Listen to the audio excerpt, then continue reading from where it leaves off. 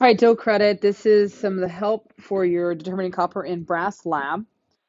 These are just some things as we go through it. Hopefully we get enough time and everybody gets to do all of it. Um, so you were supposed to take the stock solutions that we made as a class, and you were supposed to run those in the spectrometer. And what we should find, the reason that we had like zinc sulfate and zinc nitrate and iron nitrate and iron sulfate and all that, we always had two of the metals was so that we could see what the graph was going to look like. So for zinc, when we look at the zincs, we're going to get a very similar line right here. Okay. When I look at the iron, I start to get a peak right here.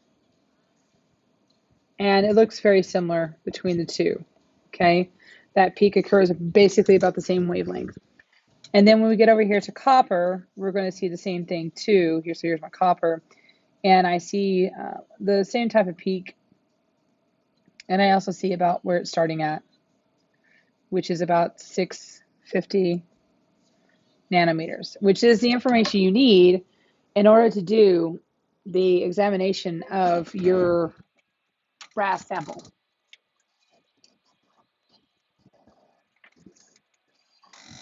Because you're using Beer's law in order to try to determine what your sample is. A few little notes here. The reason that we get this little chunky line up here at the top on this copper is there's a little bit of an interference because we did 0.2 molarity.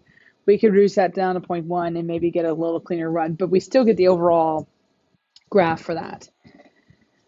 So for my teams that did get set up on their run for the brass, a lot of them went in there and they did their calculation, their M1 V1 equals M2 V2. They saw for how much of the stock they needed in order to make their dilutions. They figured out what their molarities were for their dilutions because you need that for your graph. Once you had that, you set up your veneer.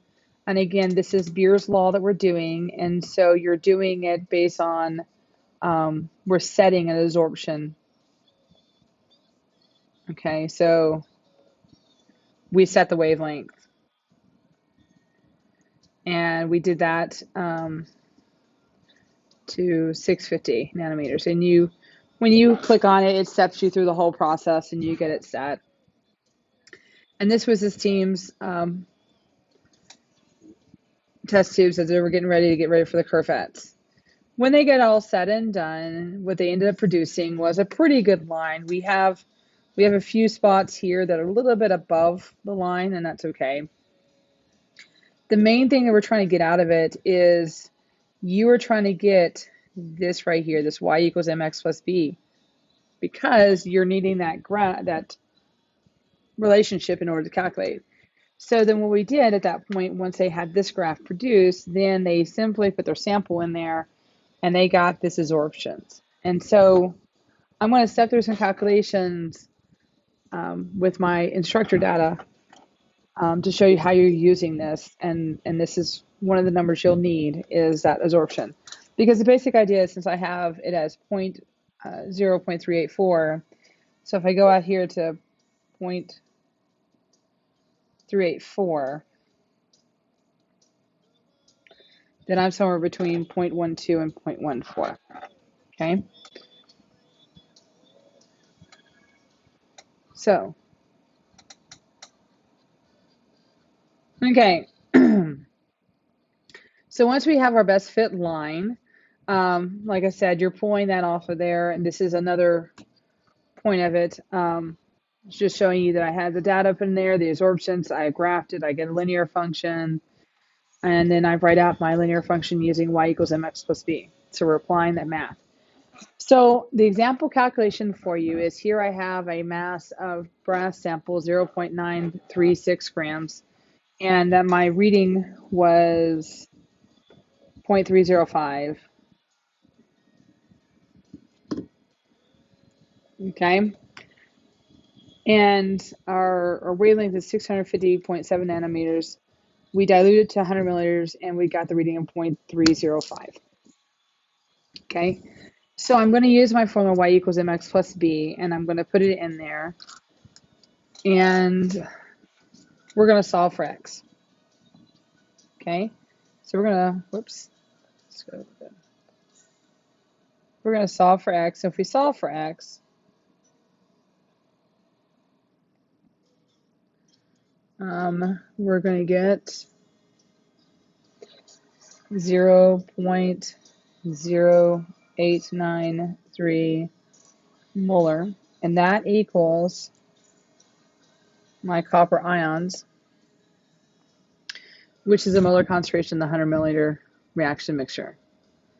So with that information, make this a little bit bigger. So with that information, let's go do this. So then I'm going to take those moles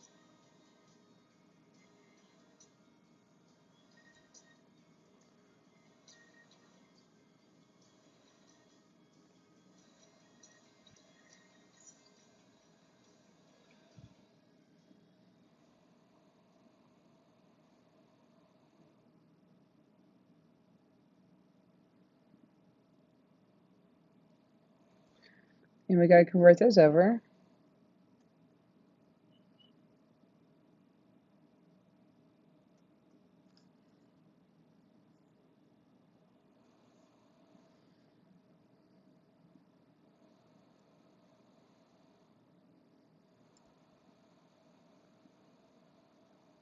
Okay.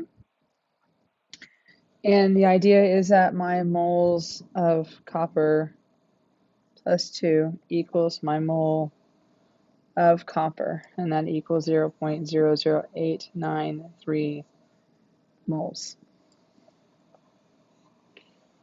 Okay.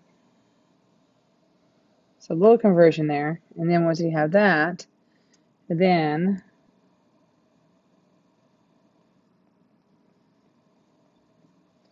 we need to figure out what our mass of the copper was in the brass. So 0.00893 moles. We are going to convert that over to the mass. So 1 mole of copper equals 63.55 grams of copper, and that equals 0.568 grams of copper. My final step is to figure out what's the percent of copper. So we're going to take that 0.568 grams of copper, that represents the part. We're going to divide it by the whole, which is a 0.936 grams of copper, and we're going to multiply by 100, and that equals 60.7% copper. And that is how you're going to figure out what your percent of copper is in your brass. Good luck. Do awesome.